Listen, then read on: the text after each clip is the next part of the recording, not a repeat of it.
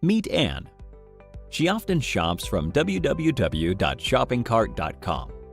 She has her information like email ID, address, and credit card details saved on the website to enable a faster and hassle-free shopping experience. The required information is stored in a server.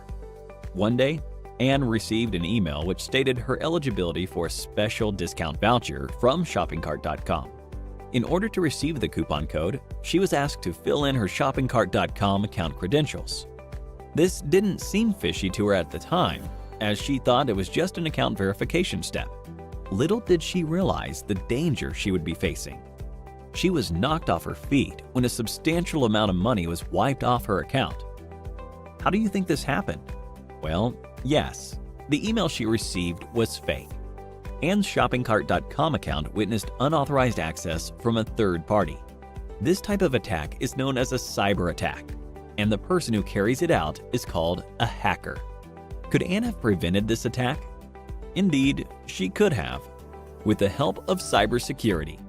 Cybersecurity involves techniques that help in securing various digital components, networks, data, and computer systems from unauthorized digital access. There are multiple ways to implement cybersecurity, depending on the kind of network you are connected to and the type of cyber attacks you are prone to. So, let's take a look at the various cyber attacks that Anne could have been exposed to. One of the most common types of cyber attacks is a malware attack like Trojan, adware, and spyware, to name a few. Had Anne downloaded any suspicious attachments online, her system could have gotten corrupted by certain malicious viruses embedded within the attachments. Next is a phishing attack, the type of cyber attack which Anne experienced. Here, the hacker usually sends fraudulent emails, which appear to be coming from a legitimate source. This is done to install malware or to steal sensitive data like credit card information and login credentials.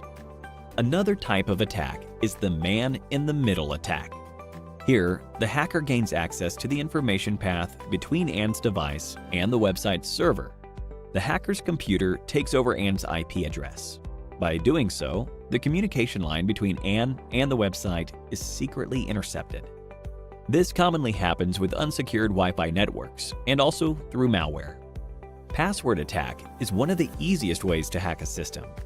Here, Anne's password could have been cracked by using either common passwords or trying all possible alphabetical combinations. To prevent future cyber attacks, Anne sought to implement a few cybersecurity practices. First, she installed a firewall. As the name suggests, it is a virtual wall between Anne's computer and the internet.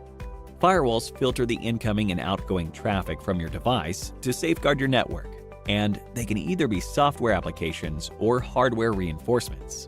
Secondly, Anne implemented honeypots. Just like how flowers attract bees, dummy computer systems, called honeypots, are used to attract attackers. These systems are made to look vulnerable in order to deceive attackers, and this, in turn, defends the real system. In addition to these, she also decided to use unique alphanumeric passwords, antivirus software, and started avoiding mails from unknown senders. That was Anne's story. Cyber attacks are not just confined to individuals, but also to public and private organizations. The cyber attacks carried out in such places are more deadly, and they result in colossal losses. Motives of such attacks are many, starting from tampering with crucial data to monetary gains. Let's have a look at a few of the cyber attacks that companies are subjected to. Various public sector organizations and large corporations face the Advanced Persistent Threat, APT. In this form of attack, hackers gain access to networks for a prolonged period in order to continuously gain confidential information. Companies also witness the denial of service attack, where networks are flooded with traffic, which in turn leaves legitimate service requests unattended. A variant of this is the distributed denial of service, DDoS attack, when multiple systems are used to launch the attack. When a hacker manipulates a standard SQL query in a database-driven website, it is known as a SQL injection attack. By doing so, hackers can view, edit, and delete tables from databases. Amidst a plethora of cyber attacks, it is indeed a challenge for organizations with several networks and servers to ensure complete security. This is not an easy task, and to help with this, Cybersecurity professionals are hired to work on identifying cyber threats and securing a company's network. There are multiple job roles in the field of cybersecurity. If hacking fascinates you, then the role of an ethical hacker is something to be explored.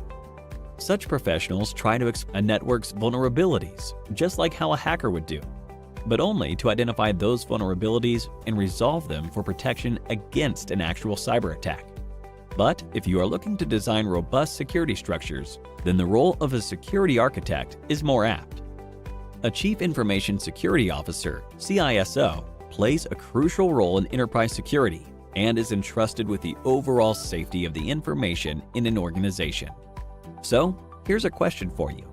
Identify the type of cyber attack where the hacker's system takes over the client's IP address. A. DDoS attack. B. Man-in-the-middle attack. C. Phishing attack. D.